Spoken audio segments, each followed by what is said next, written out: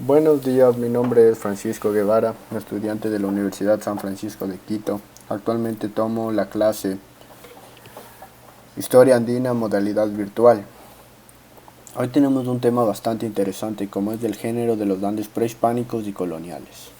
Para comenzar, me gustaría iniciar con una cita que dice: suelen tener las mujeres usos y mazorcas de algodón hilado y los hombres las tacillas o lampas con las que labraban el campo o las armas con las que peleaban. Esta cita es bastante importante ya que nos hace imaginar cómo eran los roles de género dentro del imperio inca. Las mujeres se encargaban de actividades como la alimentación, la vestimenta, la, el cuidado de los hijos y la cosecha, mientras los hombres tenían los trabajos que demandaban más fuerza física, como por ejemplo el labrado del campo y la seguridad. Por eso a lo último de la cita leemos las armas con las que peleaban. Ellos se encargaban de librar de toda amenaza a las unidades domésticas y al imperio en general, a los que servían. A medida que la construcción del imperio incaico alteraba profundamente la campiña andina, en tanto que las comunidades alguna vez autónomas se convertían en enclaves en una prensa imperial, las ideologías del género daban forma a las relaciones de poder emergente.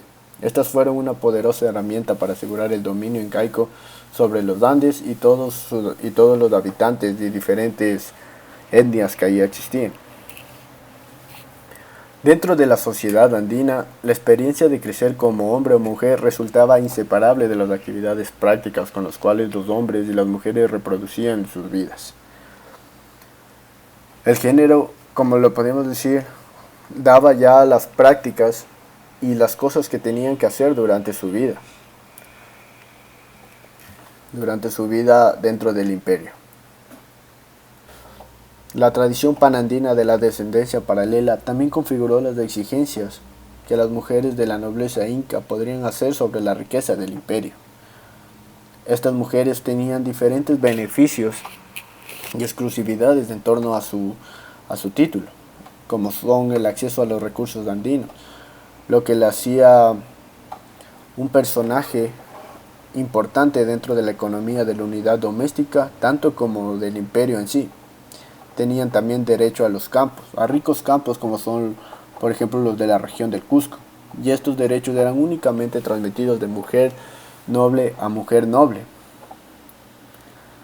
También tenían otras prerrogativas, como por ejemplo, se les daba parte del tributo que los campesinos daban al imperio inca.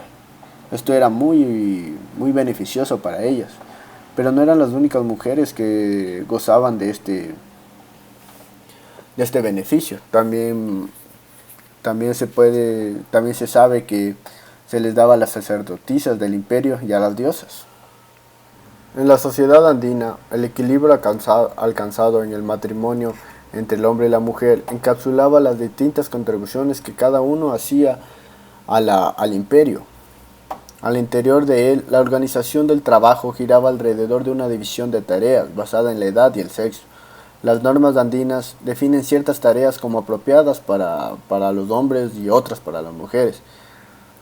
Pero en todo caso, la división del trabajo jamás fue tan estricta como para prohibirle a una persona hacer las tareas del sexo opuesto.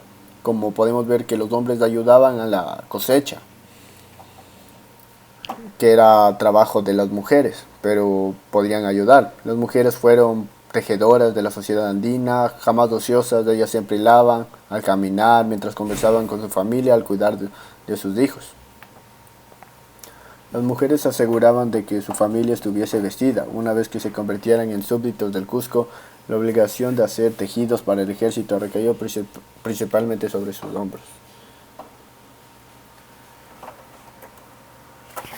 Aunque las normas andinas del género podrían designar el tejer como la quinta esencia de la actividad femenina, las contribuciones de la mujer a la producción fueron múltiples, como cocinar, preparar chicha, alistar los campos para su cultivo, sembrar semillas, criar a los niños, cosechar, deshiervar, ensachar, trocar en los mercados locales, pastorear y cargar agua. También llenaban el día de también llenaban su día a día estas actividades, por lo cual se puede claramente saber que eran unas mujeres trabajadoras.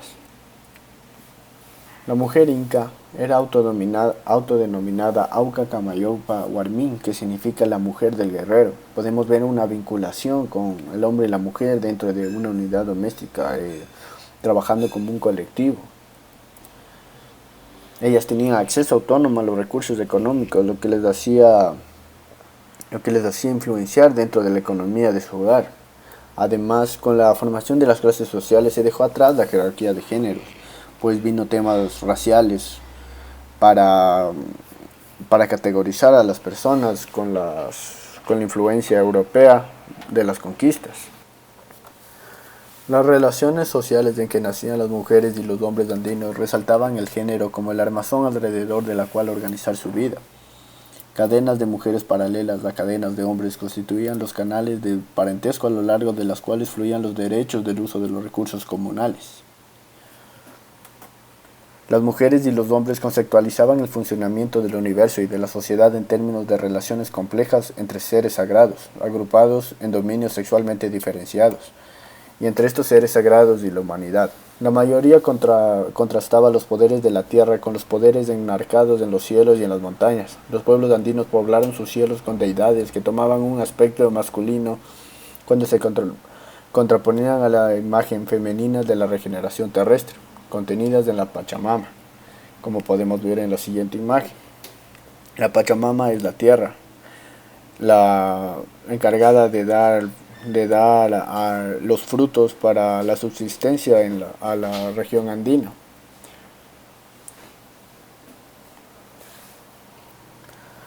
Las comadronas transmitían las fuerzas sagradas de la fertilidad a la reproducción humana. Su especialísimo papel en la vida religiosa de la comunidad ha sido ocultado por los prejuicios de los cronistas hispanos. Ellos no vieron nada de especial en las paternas, a las que amontonaron junto con otros curanderos, herbiarios y doctores de la medicina tradicional. Al imponer las normas del catolicismo virtuoso, los españoles condenaron a todos estas practicantes como hechicería o brujas, lo cual perdieron un papel dentro de la historia, a pesar de que era muy importante dentro del panorama andino. Ellas reconocían su llamado en sueños al dar a luz a niños que de alguna forma eran especiales y extraños. Los nacimientos extraordinarios eran señales de la madre tierra, es decir, Pachamama. Podemos ver que están íntimamente unidas. Ellas eran manifestaciones de los seres humanos análogas al tallo del maíz con muchas mazorcas o a las papas gemelas, las que designaban las fuerzas de la fertilidad que bendecían la madre maíz y la madre papa. En los Andes los sueños revelaban una vocación religiosa. Como podemos ver, realmente el papel de la mujer dentro del imperio inca era muy importante, además de demandante, porque acarreaba diferentes obligaciones y deberes, pero que sin ellas no pudo haber crecido tanto y alcanzado la majestuosidad que su imperio llegó a tener. Y podemos concluir que la mujer realmente tomó un papel protagónico en la historia de su imperio. Muchas gracias.